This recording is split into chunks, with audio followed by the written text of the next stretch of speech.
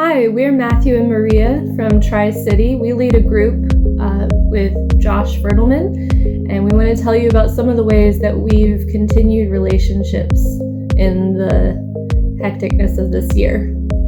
So we've been pretty creative about finding excuses to get together. So early on in the pandemic, we kind of instituted a Zoom meet right after church to kind of recreate the after church chit chat, which is what we call the Zoom call, the after church chit chat. And then we were able to meet in person again for the summer, and luckily the weather held out.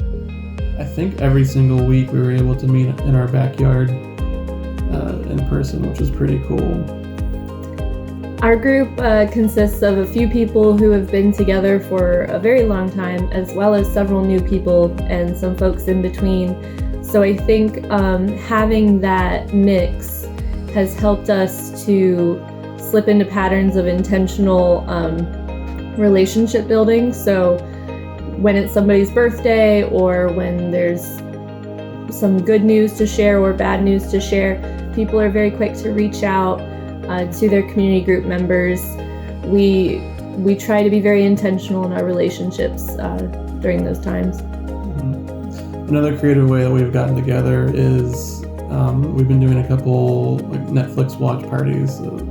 This fall we've been doing a watch party for The Mandalorian, which consistently gets 6 to 10 people, which is pretty cool. We have a chat room or a text group. Chat room, who does those anymore? We have a text group sharing memes and reactions as we're watching the show together but separately. But of course, one of our favorite ways to develop relationships within our community group is, of course, with brackets, like tournament style arguments about nothing important. Because who doesn't like arguing about completely unimportant things, like the best way to eat a potato or the best Christmas movie? Best Thanksgiving side dish was one. Best American president in a movie. We did do that. That was July 4th. Obviously, it came down to Independence Day versus Air Force One. Mm-hmm. And we'll let you have your own argument about that.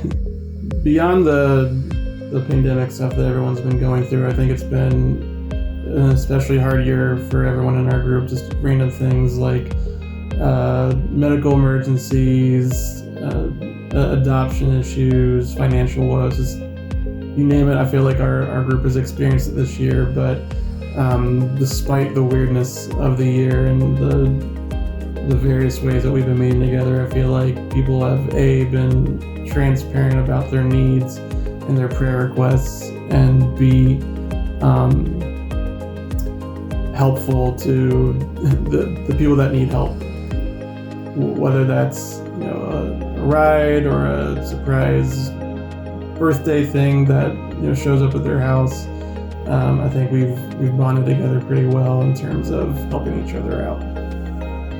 Some ways that you could pray for us in our group are, of course, with the holidays coming and everyone having to make very difficult decisions while also wanting to protect themselves, while also wanting to spend time with family. Help us to be there for each other to provide that much needed human connection during this holiday season. Also, though, with everything being virtual, it's easy for people to not want to get on Zoom. With everything being virtual, it's easy to check out, to get fatigued. So pray that we can find more creative ways to engage each other, even if we can't be in the same room. It's been a weird year to be a community group leader, but we're thankful for our community group for following through, whether it's our regular Tuesday night meeting, if that's in person or virtual, or if it's one of our random hangouts like our Mandalorian watch party or